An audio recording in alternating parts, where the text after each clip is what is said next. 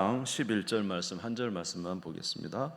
고린도전서 10장 11절 한 절 말씀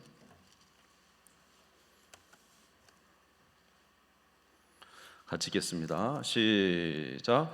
그들에게 일어난 이런 일은 본보기가 되고 또한 말세를 만난 우리를 깨우치기 위하여 기록되었느니라. 할렐루야. 네. 지난주에 오후 예배 말씀에 하나님의 성경은 우리에게 많은 유익을 준다 그랬습니다. 그래서 성경을 잘 우리가 깨달아 알 때, 또 그 말씀을 우리가 분명히 할 때 우리의 신앙 생활이 더 확실해지고 더 굳세질 수 있다고 말씀드리면서, 이제 성경에 어쩌든지 그 상황과 또 정황을 이렇게 잘 파악하는 것이 중요하다 말씀을 드렸습니다. 오늘은 계속해서 구약 성경에서 하나님이 하시는 일들을 잠깐 더듬어 보면서 주시는 은혜를 함께 누리고자 합니다. 성경은, 특별히 구약 성경은 하나님께서 천지를 창조하신 이야기와 그다음 인간의 타락과 그다음에 하나님의 구원의 진행 과정을 말씀해 주고 있습니다. 창세기 1장 31절에서 2장 1절 말씀에 보면은 이 세상 모든 만물을 하나님이 창조하시고 보기 좋았다라고 했습니다. 같이 읽겠습니다. 시작. 하나님이 지으신 그 모든 것을 보시니 보시기에 심히 좋았더라. 저녁이 되고 아침이 되니 이는 여섯째 날이니라. 천지와 만물이 다 이루어지니라. 할렐루야. 보시기에 심히 좋았더라. 하나님의 창조는 참 좋은 것이었습니다. 그런데 타락이 왔죠. 아담과 하와가 선악과를 따먹고 타락이 와서 인간에게 이제 죽음이 찾아오고 여러 가지 고통이 찾아왔습니다. 우리가 낮에도 보았지만 이런 인간의 죄로 인하여 하나님의 심판에 있는 우리를 위해서 하나님께서 구원자를 보내신다라는 것은 창세기 3장 15절에 여자의 후손을 보내신다라는 내용이 있습니다. 예, 낮에 읽었기 때문에 이번엔 안 읽겠습니다. 자, 그래서 구원 계획, 그러니까 창조와 타락과 구원. 그래서 이 구원은 종국적으로 하나님의 아들 예수 그리스도를 통해서 구원이 이루어지는데, 그 구원의 과정 중에 특별히 하나님 한 사람을 선택합니다. 아브라함을 선택하고 그 다음에 아브라함을 통해서 이제 70명의 가족이 되죠. 애굽에 내려가서 60만의 한 민족이 되고, 또 이 민족이 성장하여 한 나라가 큰 나라가 되고, 그래서 하나님의 구원이 이제 점점 이제 진행되어 가는 중에 이제 예수님이 오실 그 일을 바라보는 그 내용이 바로 구약 성경의 내용이 되겠습니다. 이렇게 하나님의 구원의 역사가 쭉 진행되는 과정 중에 있지만은, 그러나 이제 구약 성경의 부분을 보면은 또 그 안에서 우리가 신앙의 유익을 찾을 수 있는 내용들이 몇 가지가 있습니다. 그래서 오늘 몇 가지를 보도록 하겠습니다. 창세기 3장에 보면은 우리 인류의 모든 문제의 근원이 무엇인가라는 것이 나와 있습니다. 우리 인류의 모든 문제의 근원, 어려움이 오게 된 근원이 무엇입니까? 하나님 앞에 범죄한 것이죠. 다시 말해서 하나님께 불순종하고 하나님을 이제 반역한 일이 되겠습니다. 창세기 2장 17절 보겠습니다. 창세기 2장 17절. 창세기 2장 17절 제가 읽을게요. 선악을 알게 하는 나무의 열매를 먹지 말라. 네가 먹는 날에는 반드시 죽으리라 하셨죠. 원래 에덴 동산에는 이 하나님 말씀에 불순종이라는 건 없었죠. 그런데 반드시 먹으면 죽으리라 했는데, 이제 이것을 하나님 말씀을 불순종해서 하나님을 떠나게 된 것입니다. 창세기 3장 6절 같이 읽겠습니다. 시작. 여자가 그 나무를 본즉 먹음직도 하고 보암직도 하고 지혜롭게 할 만큼 탐스럽기도 한 나무인지라. 여자가 그 열매를 따먹고 자기와 함께 있는 남편에게도 주매 그도 먹은지라. 결국 하나님의 명령, 먹으면 죽을 것이다 했는데, 하와가 이제 마귀 뱀의 게임에 빠져서 선악과를 따먹고 하나님의 말씀에 어김으로 말미암아 가장 먼저 깨어진 게 뭡니까? 하나님과 우리 인간 사이의 관계가 깨어진 것입니다. 자, 창세기 3장 10절을 볼게요. 같이 읽겠습니다. 시작. 이르되 내가 동산에서 하나님의 소리를 듣고 내가 벗었으므로 두려워하여 숨었나이다. 여러분, 하나님과의 관계가 깨어지면 가장 먼저 찾아오는 게 뭡니까? 두려움입니다. 두려움. 네? 왜냐하면 하나님의 보호 속에 살던 우리가 하나님과의 관계를 깨어지면서 하나님의 보호를 받을 수 없고 하나님의 손에서 벗어난 우리들이 되었기 때문에 굉장히 두려운 것이죠. 저와 여러분이 죄를 지면 두렵지 않습니까? 왜 두렵습니까? 하나님의 도움을 받을 수가 없는 거예요. 죄 때문에. 하나님의 은혜를 입을 수가 없는 거예요. 그렇기 때문에 굉장히 두렵습니다. 요한일서 4장 18절에 사랑 안에 두려움이 없고 온전한 사랑이 두려움을 내어 쫓나니 두려움에는 형벌이 있음이라. 두려워하는 자는 사랑 안에서 온전히 이루지 못하였느니라. 여러분, 아버지와 아들 관계 사이는 어떠죠? 아버지와 아들 관계 사이 굉장히 좋잖아요. 안 좋습니까? 아버지 아들 사이 굉장히 좋잖아요. 왜 좋습니까? 아무리 아들이 부족해도 아들은 아버지의 사랑을 알고 있거든. 그런데 아버지의 관계가 아닌 이제 종의 관계가 돼버리면 어떻게 돼요? 그 사랑이 없잖아요. 그러니까 두려워하는 마음이 없어요. 하나님과 우리 사이에 막힌 것이 없으면 하나님과 우리 사이에 두려움이 없어요. 우리가 자녀로서 하나님께 마음껏 하나님과의 관계를 이제 유지하며 살 수 있는데 우리가 죄를 지으면 어떻게 되죠? 그 하나님과의 관계가 깨어지는 거잖아요. 그러니까 굉장히 두려운 거예요. 그러므로 이런 그 선악과를 따먹음으로 인해서 우리에게 첫 번째 온 것이 무엇이냐면 이 죄로 인해서 하나님과의 관계가 딱 깨어진 거예요. 죄로 인해서. 그렇죠? 그래서 에덴 동산에 쫓겨나게 되고, 두 번째로는 여러분 하나님과의 관계가 깨지면서 오는 게 있어요. 그것이 뭐냐면 사람과 사람 사이의 관계도 깨집니다.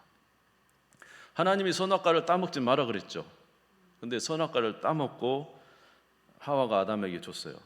그래서 하나님이 아담에게 가서 왜 선악과를 따먹었냐 그러니까 바로 아담이 뭐라 했어요? 하나님이 주신 여자 하와가 나한테 줘서 먹었습니다. 그러니까 이전에는 아담과 하와 사이에 엄청나게 좋은 관계가 있었다는 거죠. 서로를 위하며 서로를 돕는 관계. 그렇죠? 너는 내 살 중에 살이요 뼈 중에 뼈다 하면서 그렇게 좋은 관계였는데 이 죄가 들어오면서 하나님과의 관계가 깨지니까 누구 사이도 관계가 깨졌어요. 아담과 하와 사이의 부부간의 관계도 이제 신뢰를 못해요. 저 사람 때문에 하면서 책임 전가하고 이렇게 되지 않습니까? 그 다음에 이제 아담과 하와가 난 누가요? 가인과 아벨은 이게 극심해서 결국은 미워해서 죽이는 이 사람과 사람과의 관계가 이렇게 깨어지는 것을 우리가 알 수가 있습니다. 그뿐만입니까? 사람과 자연과의 관계도 깨어졌죠. 원래 하나님께서 주신 자연과 사람은 아주 좋은 그 관계 속에서 살았는데 이제 인간이 죄를 짓고 하나님과 관계가 깨지니까 자연이 무엇을 냈어요? 엉겅퀴를 냈더라. 엉겅퀴. 창세기 3장 18절에서 19절. 창세기 3장 18절 19절. 땅이 내게 가시덤불과 엉겅퀴를 낼 것이라 내가 먹을 것은 밭의 채소인즉 내가 흙으로 돌아갈 때까지 얼굴에 땀을 흘려야 먹을 것을 먹으니 내가 그것에서 취함을 입었으면 너는 흙이니 흙으로 돌아갈 것이라. 땅이 뭘 냈어요? 엉겅퀴를 냈어요. 그러면서 열심히 일을 해도 얼마 소출을 받지 못합니다. 로마서 8장 21절 22절에도 보면 그 바라는 것은 피조물도 썩어짐에서 종로로 한 데 해방되어 하나님의 자녀들의 영광의 자유 이루는 것이니라. 피조물이 다 이제까지 함께 탄식하며 함께 고통을 겪고 있는 것을 우리가 아느니라.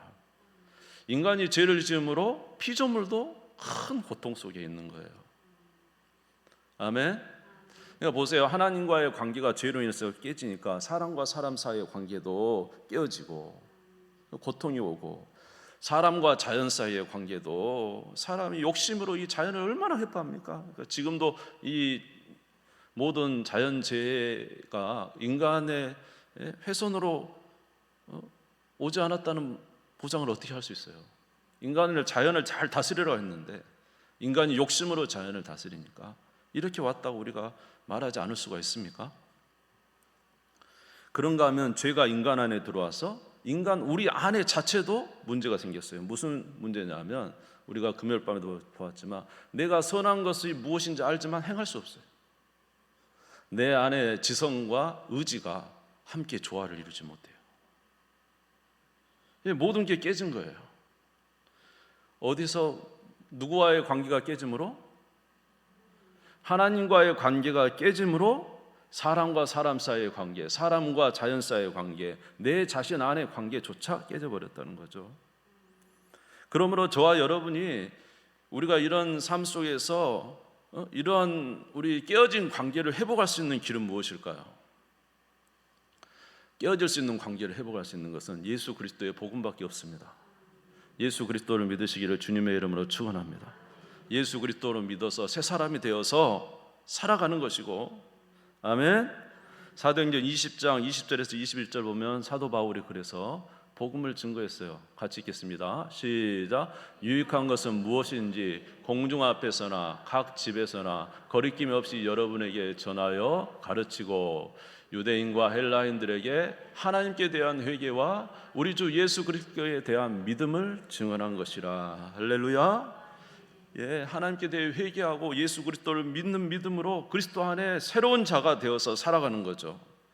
그리고 그것으로만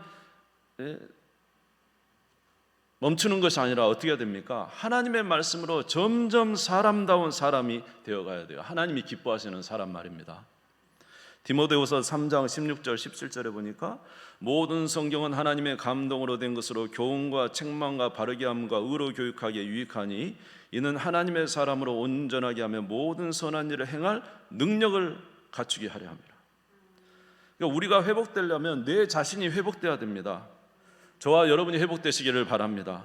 저와 여러분이 먼저 예수 그리스도 안에 거해야 되고 그리스도 안에 새로운 자가 되어야 되고, 그리고 거기서 하나님의 말씀을 따라서 날마다 의로 교육하고 우리 안에 잘못된 습성들, 우리 안에 잘못된 생각들, 우리 안에 잘못된 행동들을 끊어내면서 변화되어야 되는 거예요. 우리는 날마다 가정에서 그러잖아요. 남편 탓, 아내 탓, 자식 탓 하잖아요. 그런데 여러분, 시간이 지나서 우리 그런 거 많이 느끼지 않습니까? 내가 기도 충만할 때 싸움을 덜 하잖아요. 아멘 해보십시오. 기도를 많이 안 하니까 아멘을 못 하잖아요. 여러분, 기도 많이 하고 성령 충만한데 싸움이 잘 됩니까? 훨씬 줄죠. 여러분, 하나님의 말씀을 늘 읽으면서 내 자신을 주님 앞에서 항상 내 자신이 예수님이 기뻐하시는, 하나님 기뻐하시는 모습으로 변화를 늘 이렇게 추구하고 있는데, 가정에서 다툼이 그렇게 쉽게 일어나냐 이 말이에요. 그러니까 중요한 것은 하나님과의 관계예요. 여러분, 하나님과의 관계를 먼저 세우시기 바랍니다. 하나님과 관계를 먼저 회복해야 돼요. 하나님과의 관계. 하나님과의 관계를 회복하지 않으면 다른 것을 해결할 수 있는 힘이 없어요. 지혜도 없고. 그럼 우리는 항상 하나님과의 관계를, 그래서 예수님을 믿는 믿음과 그 말씀을 따라 사는 삶에 전심전력해야 돼요. 그렇게 하다 보면 하나하나 주께서 문제를 해결해 주실 줄 믿습니다. 그래서 오늘 창세기 3장에 우리 모든 문제의 근원이 뭡니까? 하나님과의 관계가 깨어졌기 때문에. 하나님과의 관계가 깨어졌기 때문에. 그래서 제일 중요한 하나님과의 관계를 회복하는 것이 중요해요. 우리는 다른 것을 막 해결하기를 원하지만 진짜 중요한 것은 무엇입니까? 첫 번째 계명, 마음을 다하고 목숨을 다하고 뜻을 다하여 주 너의 하나님을 사랑을 하신 이 하나님과의 계명이 회복될 때 나머지 이하의 것들이 하나님의 은혜 아래에 회복될 줄로 믿습니다. 이제 구약 성경에 보면 이렇게 창세기에 우리 인간의 문제의 근원이 무엇인가를 알려줬어요. 두 번째로는 이제 노아의 방주죠. 노아의 방주는 무엇이 있다는 걸 우리에게 알려줍니까? 하나님의 심판이 다가오고 있다는 거죠. 하나님의 심판이 오고 있다는 것을 노아의 방주를 통해서 알려줘요. 그러나 그 심판이 있어도 구원의 길이 있다는 거죠. 방주. 방주로 누구를 나타냅니까? 예수 그리스도를 나타내는 것이고 방주에 이제 들어가야 되는 거죠. 여러분 방주 둘러서 빙빙 돌면 안 돼요. 예수 믿을까 말까 이렇게 빙빙 도는 거. 그럼 구원 못 받잖아요. 중요한 건 뭐예요? 방주 안에 들어가야죠. 예수를 믿어야죠. 할렐루야. 그래서 때가 돼서 하나님이 방주문 하나님이 닫습니다. 우리가 안 닫아요. 그때는 아무도 모르잖아요. 그러니까 방주문을 닫기 전까지 우리는 정말로 방주 안에 들어가요. 예수 그리스도를 믿는 진정한 믿음 안에 사실은 거해야 되는 거예요. 그래서 우리가 예배 때마다 말씀마다 뭘 자꾸 이야기합니까? 우리 믿음이 없잖아요. 예수님이 하나님이 보내신 자라고 그렇게 외치잖아요. 하나님이 보내신 하나님의 아들이라고 외치잖아요. 요한복음에서 계속적으로 그가 오신 것은 그를 믿는 자마다 멸망치 않고 영생을 얻게 하려고 하신다 하잖아요. 근데 여러분 정말로 이 믿음을 우리가 가져야 되는데 여러분 그 믿음 가지고 있습니까? 진짜 그 믿음 가지고 있어요. 늘 믿음이 있는 것 같아요. 또 돌아보면 믿음이 연약한 것이 발견되고, 그래서 하나님 말씀이 얼마나 중요한지 귀한지 몰라요. 말씀이 있으니까 예수님 믿어 영생을 얻어야 된다. 아멘. 마태복음 22장 32절에 보면은 하나님은 아브라함과 이삭과 야곱의 하나님이라고 그랬습니다. 같이 읽겠습니다. 시작. 나는 아브라함의 하나님이요 이삭의 하나님이요 야곱의 하나님이로라 하신 것을 읽어보지 못하였느냐. 하나님은 죽은 자의 하나님이 아니요 살아있는 자의 하나님이시니라 하시니. 할렐루야. 하나님은 아브라함의 하나님이요 이삭의 하나님이요 야곱의 하나님이라 그랬어요. 근데 아브라함과 이삭과 야곱도 우리에게 알려주는 부분이 있다는 것입니다. 그것은 무엇이냐면 아브라함은 믿음의 조상으로서 믿음으로 구원받는 것을 우리에게 알려주고 있습니다. 창세기 15장 6절입니다. 창세기 15장 6절 같이 읽겠습니다. 시작. 아브라함이 여호와를 믿으니 여호와께서 이를 그의 의로 여기시고. 아브라함도 실수 많습니다. 아브라함도 실수 많아요. 그러나 아브라함이 누구를 믿으니까 하나님을 믿으니 그것을 의로 여기신 거예요. 우리의 구원의 길을 알려주고 있는 거죠. 그리고 이삭은 누구를 나타내요? 하나님의 아들을 예표하면서 하나님의 자녀를 양자, 하나님의 자녀에 대한 복이 나와 있어요. 여러분 아브라함과 이삭과 야곱 중에 이삭은 되게 좀 평탄해요. 언제 가장 힘들었냐면 이삭은 아버지가 자기를 똘똘 묶어서 제단에서 죽이려 할 때 아마 거기서 믿음으로 자기 자신을 목숨까지도 아버지 하나님께 드림으로 인해서 하나님께 인정을 받았는지 몰라. 이삭은 그 자녀의 양자의 복을 이제 나타내고 있어요. 우리가 예수 믿으면 하나님의 자녀로서 이런 은혜를 주시는 줄 믿습니다. 세 번째로 야곱은 어떤 것을 나타냈냐면 참 야곱은 하나님의 자녀임에도 불구하고 욕심이 많아요. 자기 노력과 지혜로 살아보려고 하는 그 많은 일들이 있었어요. 그래서 이런 모든 일들을 자기 안에 있는 이 욕심과 이런 것을 없애기 위해서 하나님께서 많은 고통을 줍니다. 남을 속이는 것 때문에 라반을 만나게 하시고, 남을 속이는 것 때문에 자식한테 속임도 당하고, 자식이 11번째 아들 짐승에 잡혀먹었다고 거짓말하잖아요. 이제 남을 속이는 그것이 얼마나 뿌리가 깊은지 야곱은 끝까지 하나님 앞에 이거 진노받습니다. 그래서 나중에는 진실한 자가 되도록 하시죠. 많은 고통을 통해서 야곱이 엄청난 변화를 일으킵니다. 이것이 무엇을 말합니까? 우리 신자가 아브라함처럼 믿음으로 구원받고 이삭처럼 하나님의 자녀가 되는 양자의 은혜를 얻었지만은 또 뭐가 필요하다는 거예요? 성화가 필요하다는 거예요. 우리는 참 하나님 앞에 부족한 게 너무 많잖아요. 그러니까 그렇게 점점 변화되어져야 된다는 것을 나타내 주고 있습니다. 할렐루야. 요셉은 정말로 노예잖아요. 그러나 어느 날 갑자기 국무총리가 된 것처럼 우리도 어느 날 지금은 이 땅에서 참 어렵게 살지만 나중에 하나님 나라에서는 순간적으로 하나님 나라 백성으로 영화롭게 되는 것을 나타내 주기도 하는 것입니다. 그러므로 아브라함과 이삭과 야곱의 내용은 우리의 신앙의 어떠한 과정들을 나타내고 있다는 것을 또한 생각할 수가 있습니다. 그 다음에 이제 출애굽의 과정이죠. 출애굽. 자, 출애굽은 무엇을 나타냅니까? 출애굽은 우리가 애굽에서 종살이 했다는 거죠. 종살이. 원래는 애굽에서 종살이. 그래서 바로가 엄청난 폭력을 가지고 이스라엘 백성들을 압제했죠. 그런데 누구를 보냈어요? 하나님이 모세를 보내서 구원해 내시되 그 문설주 임방에 물을 발라서 피를 발라서.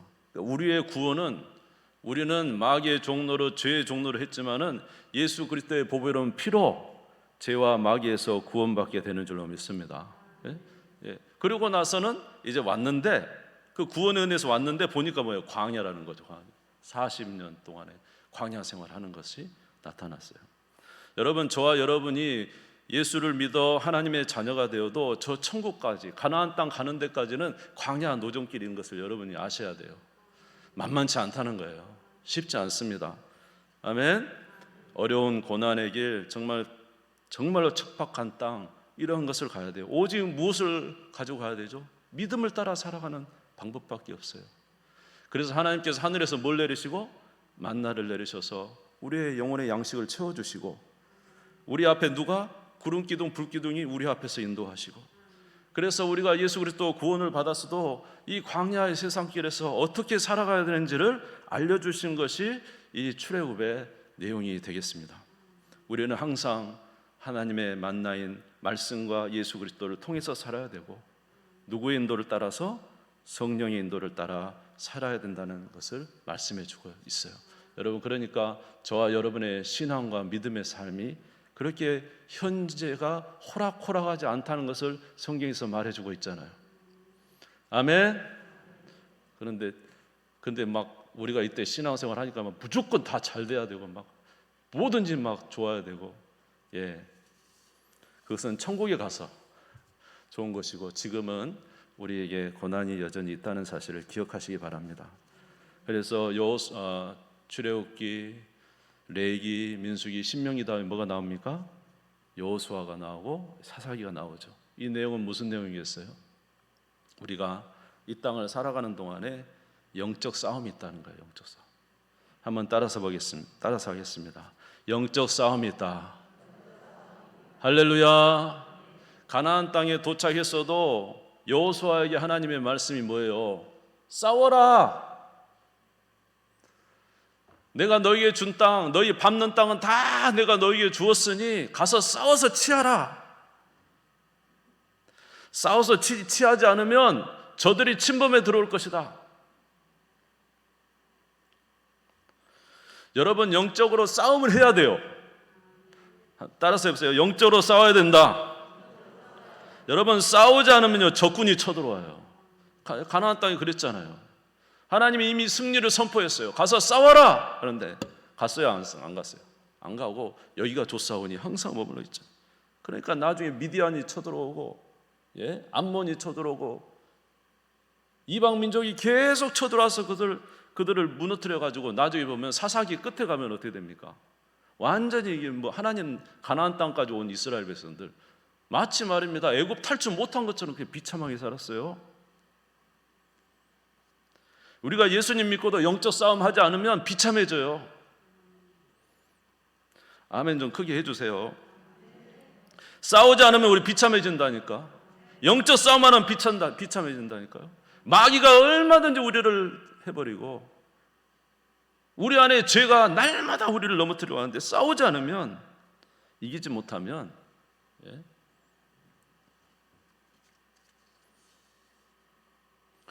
그래서 무엇으로 싸워야 됩니까? 하나님의 말씀대로 사는 싸움을 해야 돼요.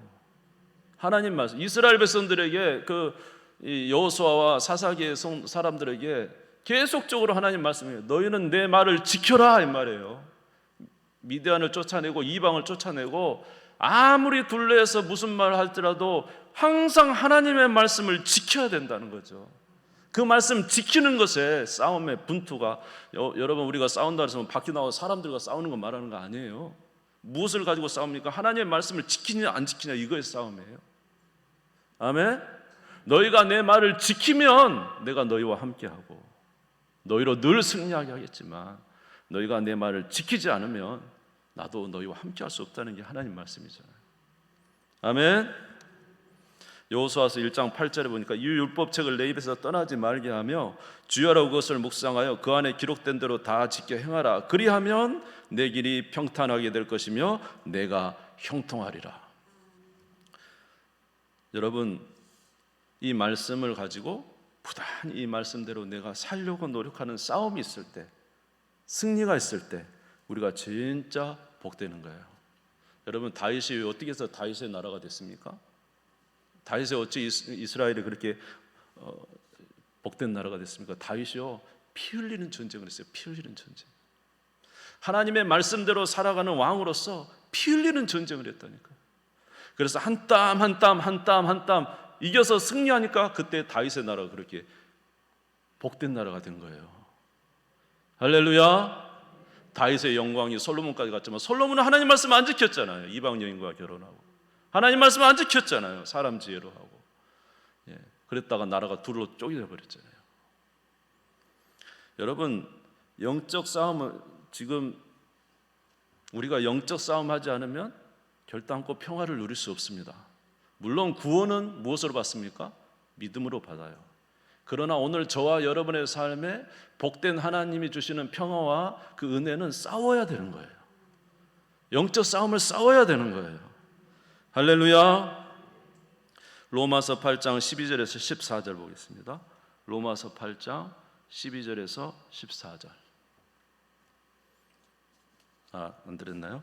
로마서 8장 12절 14절. 그러므로 형제들아 우리가 빚진 자로 돼 육신에 잊어서 육신대로 살 것이 아니니라. 너희가 육신대로 살면 반드시 죽을 것이로되 영으로서 몸의 행실을 죽이면 살리니 무릇 하나님의 영으로 인도함을 받는 사람은 곧 하나님의 아들이라. 몸의 영으로서 몸 행실을 죽이면 살리니, 우리 영혼이 사는 방법은 영으로서 몸의 행실을 죽여야 되는 거예요. 마귀의 역사를 이겨야 되고 우리 안에 죄의 역사를 이겨야 되고, 그럴 때 영혼이 살아나게 된다고 그랬어요. 이러한 승리가 있으시기를 주님의 이름으로 축원합니다. 지금 성경이 말하잖아요. 하나님의 나라는, 구원은 하나님의 은혜로 받지만 우리의 평강은 영적 싸움에 승리하는 것이다. 여러분, 승리하고 계십니까? 승리하고 계십니까? 승리하시기를 주님의 이름으로 축원합니다. 신명기 10장 12절에 13절을 보니까 이스라엘아 내 하나님 여호와께서 내게 구하시는 것이 무엇이냐? 내 하나님 여호와를 경외하여 그의 모든 도를 행하고 그를 사랑하며 마음을 다하고 뜻을 다하여 내 하나님 여호와를 섬기고 내가 오늘 내 행복을 위하여 내게 명하는 여호와의 명령과 규례를 지킬 것이 아니냐. 하나님의 말씀을 따라서 살아갈 때 우리에게 참된 평강이 온다는 사실을 아시고 늘 승리하는 우리가 되기를 주님의 이름으로 축원합니다. 다윗의 나라는 바로 그 영광의 나라인 거예요. 영광의 나라. 다윗의 왕국, 싸워 승리하는 복된 나라. 누가 통치하시는? 하나님이 통치하시는 나라. 그의 백성은 누구를 향하고 있고? 하나님을 섬기고 있고. 아멘. 그 땅은 어느 땅이에요? 하나님의 땅, 가나안 땅이죠. 저 천국은 어떤 곳입니까? 하나님이 통치하시는 나라. 그 천국의 백성들은 누구에 순종하고? 하나님의 뜻에 순종하는 사람들. 바로 하나님 나라의 모형인 것이죠. 할렐루야. 자, 뒤에 열왕기서 역대서 그것도 마찬가지입니다. 그들은 하나님의 말씀을 순종하지 않았죠. 그때 누가 나타나냐면 선지자가 나타나는 거예요. 선지자. 선지자가 열왕기상하 이 왕들 나타나기 전에 선지자들의 모습이 잘 보이지 않아요. 그러나 이 나라가 패망할 때 선지자들이 엄청나게 나타납니다. 이스라엘이 막 무너져갈 때. 무슨 이야기예요? 너희가 왜 하나님 말씀을 지키지 않느냐? 너희가 왜 하나님 말씀을 지키지 않느냐? 이 나라는 하나님이 세우신 나라다. 하나님 말씀대로 살아야 되는데 왜 말씀대로 살지 않느냐? 이러다가 하나님의 진노가 임한다. 그러면서 선지자가 나타나잖아요. 오늘 우리 교회도 하나님의 나라인 줄 믿습니다. 누구를 섬겨야 돼요? 하나님만 섬겨야 되는 거예요. 아멘. 우리가 하나님의 말씀대로 살 때 우리에게 평강을 주시는 거예요. 우리가 하나님 말씀을 따라 믿음의 분투를 할 때 이 나라가 영광스럽게 되는 거예요. 그렇게 살아가는 우리 모두가 되시기를 주님의 이름으로 축원합니다. 그리고 구약이 지나서 이제 모형인 다윗의 나라가 아니라 진짜 나라 예수 그리스도의 나라가 이제 오게 되는 것이죠. 신약은 또 앞으로 기회가 될 때 또 보도록 하겠습니다. 우리 주님 세움 부르고 기도하겠습니다.